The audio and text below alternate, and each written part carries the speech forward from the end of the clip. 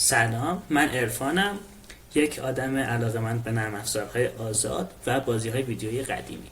اینجا میخوام نرم افزار آزاد رترو آرچ رو به شما معرفی کنم. اگر علاقه‌مند به بازی‌های ویدیویی قدیمی باشید، یقیناً با نرم افزارهای شبیه ساز کنسول بازی یا امولاتورها آشنا هستید. این نرم افزاریه که میاد کل سخت افزار اون کنسول بازی رو شبیه سازی میکنه و شما میتونید بازی های اون کنسول رو بازی کنید. یعنی میاد کل سخت افزار هر چی داره، سی پی یو داره، پردازنده گرافیکی داره، حالا با هر روش که هست، مثلا اسپریت انجین چیه، پردازنده صوتی داره، همه اینها رو میاد شبیه سازی میکنه به شکل نرم افزاری روی کامپیوتر ما و ما میتونیم فایل اون بازی رو که بهش رام میگن و از کارتریج های بازی استخراج میشه که تو فایل دیگه میدیم به اون نرم افزار و بازی رو میتونیم روی کامپیوتر خودمون بازی کنیم.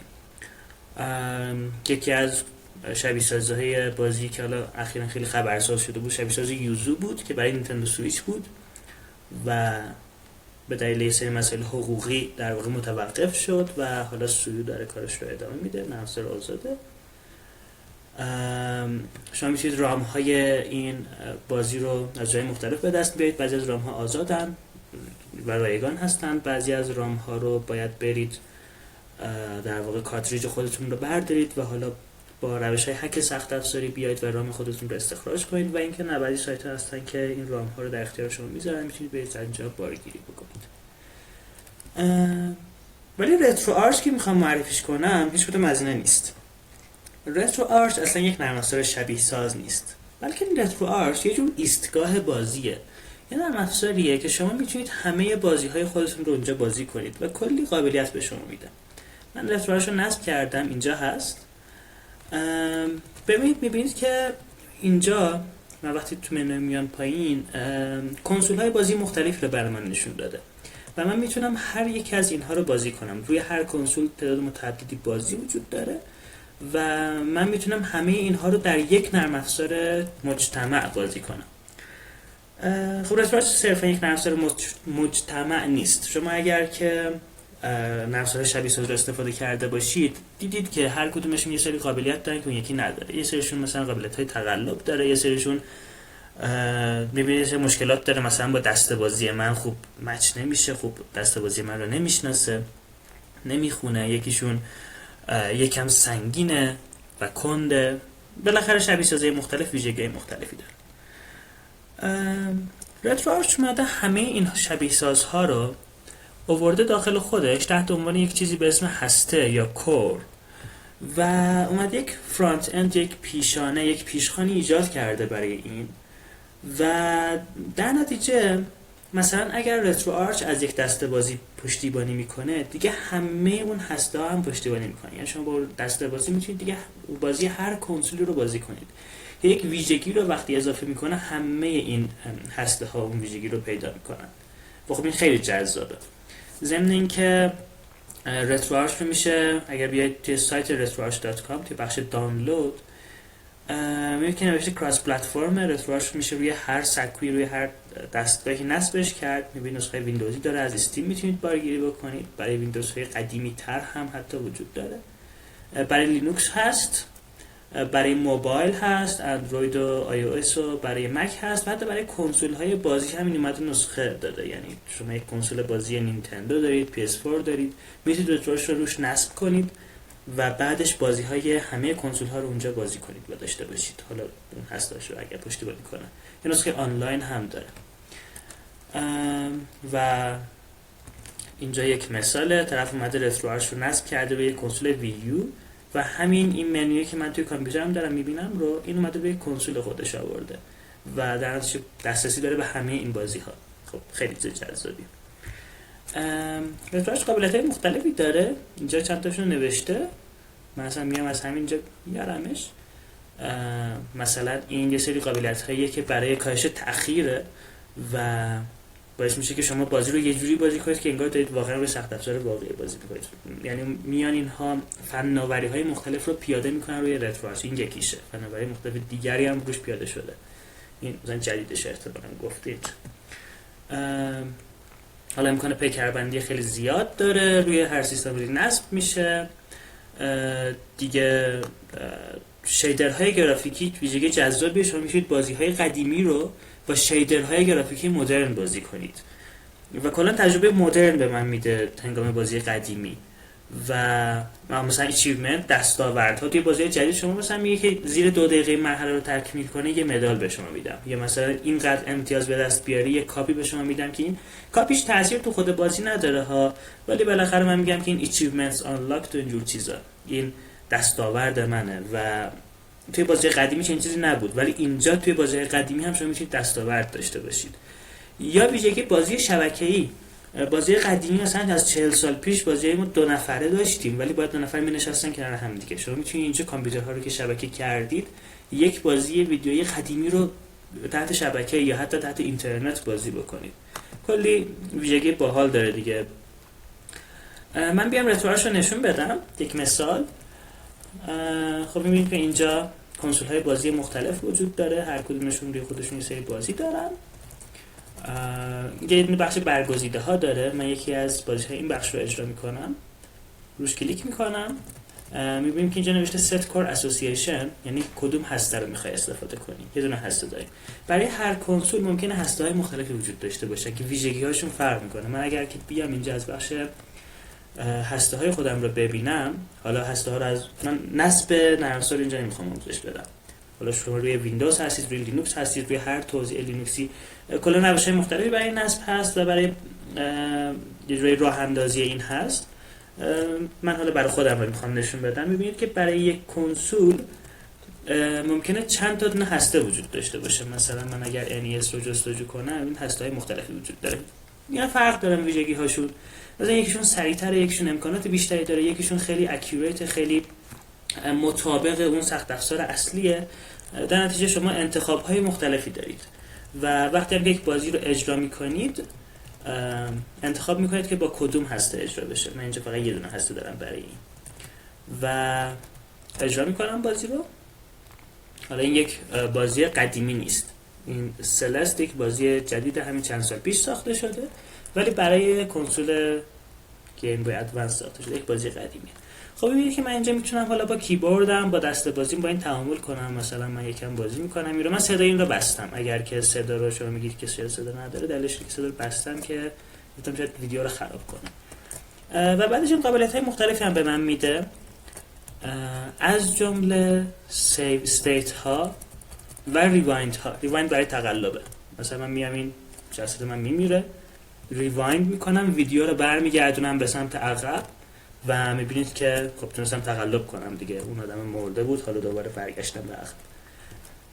یا امکانه مثلا سیو استیت داره. من اینجا F2 رو میزنم، این ذخیره میکنه وضعیت این بازی رو و من حالا که بازی رو میبندم این بازی خودش امکان ذخیره کردن نداره. خیلی از بازی قدیمی هم اینطوری بودن دیگه. من این رو اجرا میکنم، میشه که دوباره از مرحله اول اومد و لازمه دوباره این رو بازی کنم. خب من میتونم کلید F4 رو بزنم و این از حالت قبلی بیاد دوباره. برای ذخیره بازی هست. جدای از این حالا بیام به بخش جذاب شیدرز. هنوز اصلا این بازی رو ببندیم یه بازی دیگه باز کنم. این یکی بازی برای سوپر ماریو هست، برای کنسول NES. اینجا من 2 تا دونه هسته دارم، حالا خودش روی این انتخاب شده، یعنی قبلا روی این انتخاب کردم. من این رو اجرا کنم، بیاد من یکم بیام جلوتر این شیدرها رو نشون بدم. خب میدونید که بازی های ویدئویی قدیمی این تصویرشون پیکسل آرت میگیم، هنر پیکسلی میگیم، با هنر پیکسلی امروزه فرق داره. اون زمان سازنده های بازی در نظر داشتن که ما این رو قرار روی یک نمایشگر CRT بازی کنیم، نمایشگر بزرگ کاتودی ری، این نمایشگر بزرگ قدیمی، و در نتیجه اون پیکسل آرتی که اونها طراحی می‌کردن یه جورایی تحت تاثیر این نکته بود. حالا بعضیاشون، من نمیگم همشون، حالا اونایی که گرافیک خوبی داشتند در نظر گرفته بودن که ها این بازی قرار روی این نمایشگر بازی بشه، پس من یه جوری رو طراحی میکنم که روی این نمایشگر خیلی خوب دیده بشه. من میتونم بیام از بخش شیدرز منوی اصلی رو باز میکنم، حالا روی دسته بازی اون کلید اصلی رو میزنید، روی کامپیوتر من F1 رو میزنم، یعنی روی کیبورد، و حالا میام یک شیدر انتخاب میکنم. شیدر مثلا توی بخش CRT من میخوام یه دونه نمایشگر CRT رو اینجا شبیه سازی بکنم. میبینید که گزینه‌های خیلی زیادی هست. این هر کدومشون یه دونه شیدر، یه دونه جلوه گرافیکی به من میدن و مثلا من این رو انتخاب میکنم، نه یکی دیگر رو انتخاب کنم، یکی که باحال‌تر باشه. زیاد اصلا یادم نیست کدوم یکی باحال‌ترینه. این خوبه. خب میبینید که این یک جوری این رو در یک جلوه گرافیکی داده که گویی این در روی یک صفحه نمایش CRT اجرا میشه. حالا باز یک شیدر دیگر رو هم بیارم برای CRT. اینجا میبینید که یه سری خطوط افقی ایجاد شده مثل نمایشگرهای قدیمی و در نتیجه اون پیکسل آرت من متفاوت شده. ولی خب شیدرها همشون برای این نیستن که من بیام یک نمایشگر قدیمی رو بیام شبیه سازی بکنم. کلی امکان دیگر هست اینجا. مثلا توی بخش شارپن من اگر این رو انتخاب بکنم، این میاد اتفاقا این رو مدرن تر میکنه. میبینید که این کوهی که پشت کوه یا تپه است چیه که پشت این شخصیت اصلی هست دیگه پیکسلی نیست، منحنیش واقعا یک منحنیه و از خطوط صاف در واقع خطوط صاف داره و یعنی این اومده یه جوری گرافیک قدیمیش رو یکم مدرن تر کرده، مناسب نمایشگر جدید من کرده اینها رو. خب که خیلی قابلیت باحالیه دیگه چیز امکان این رو داره که شما بیایید تقلب هایی رو اضافه کنید به بازی. حالا مثلا با ویرایش رم بعضی بازی هم تقلب هایی دارن که آماده هستن، یعنی یک فهرستی میاره برای شما، میتونید در اونجا انتخاب کنید. دیگه یه دونه بخش کور آپشنز داریم، تنظیمات خود هسته که میاد و مثلا میگه که شما میتونید از اینجا موقعیت مکانی رو دستکاری کنید که بازی بفهمه اگر که یک بازی مهمه براش، ران مهمه براش. دیگه تنظیمات ویدیو هست، تنظیمات صدا هست. اینها تنظیمات خود هسته هستن که برای اینه که بیاد و حالا شما میخوای شبیه سازیت خیلی سریع باشه، شبیه سازیت خیلی دقیق باشه، کدوم نوع شبیه سازی رو شما میخوای. آره این هم چنین تنظیماتی هستن. خب نرم افزار یک نرم افزار جامع دیگه، مثلا شما میتونید اسکرین شات های خودتون رو هم از اینجا تماشا بکنید که از بازی گرفتید، یه بازی رو ضبط کنید، ویدیو بگیرید از بازی رو تحت شبکه بازی کنید و کلی ویژگی دیگه. خب این نشون دادیم نرم افزار رو. این نرم افزار رترو آرچ که این هست توسط یعنی بر پایه یک ابزار دیگری به اسم لیبرترو ساخته شده که لیبرترو این امکان رو فراهم میکنه که ما بیایم برای کنسول های مختلف هسته بسازیم و بعدش روی اونها بیایم و نرم افزار بسازیم. و لیبرترو اگر بیاید سایتش libretro.com توی بخش powered by لیبرترو بریم، اینجا میبینیم که اگر اینترنت این رو بیاره میبینیم که رترو آرچ تنها گزینه نیست. نوشته رترو آرچ اون آفیشیال ریلیز یا اون نرم افزار رسمی هست، ولی کل نرم افزار دیگر هم هست، مثل حالا توی کودی که برای تلویزیون ها هست این امکان وجود داره، مثل گنوم گیمز که نرم افزار خیلی تر و تمیز و البته با همون قدرت های لیبرترو هست، نرم افزار خیلی تر و تمیز و خیلی ساده. دیگه فانیکس که میبینید خیلی شبیه مثلا مرور فایل، بازی رابط کاربری خیلی قشنگ داره. مینیور که یک نرم افزار با یک رابط کاربری سنتی از اون ویندوزی هرچند روی لینوکس هم میشه بازی کرد، خودش گفته که رترو آرچ الان بهتره، حالا هرچی. EmuVR که برای اینه که شما با هدست های واقعیت مجازی بتونید بازی قدیمی رو بازی کنید، فقط ویندوزیه. اینجا نشون داده مثلا موجوده روی چند تا تلویزیون همزمان هم میتونید بازی کنید. آنارشی آرکید هم یه همچین حالتی داره. بعد ZMZ باز برای اونایی که خب در واقع یکم خواسته دیگه، فکر کنم بیشتر برای کنسول های NES و SNES. بعد لاکا که باز برای تلویزیونه و اینکه شما بتونید کنسول بازی خودتون رو بسازید با رزبری پای. و اینکه کنسول خودتون رو سخت افزار خودتون رو بسازید، مثلا رترو پای رو هم داریم برای رزبری پای و این هم ریکال باکس همچین چیزیه. توضیح داده که شما میتونید بیایید و کنسول بازی خودتون رو بسازید، یعنی سخت افزاری این کار رو بکنید. خیلی این کارو میکنن، میرن یک کنسول بازی قدیمی خراب میخرن، خراب شده کسی به کارش نمیاد، شاید رایگان به دستش میارن، اصلا میان جعبهشو باز میکنن، اون جعبه قشنگش رو، اون سخت افزاری که خراب شده رو در میارن، داخلش رزبری پای میذارن، نرم افزارها رو روش نصب میکنن و حالا یک کنسول بازی مدرن دارن. حتی ما امکانهایی داریم که بتونیم دسته بازی های قدیمی رو هم استفاده کنیم و چیزی رو دور نریزیم. و آره دیگه، رترو آرت و اینا خیلی چیزای جذابی هستند. من اینجا این ارائه رو قطع کنم، تمام کنم.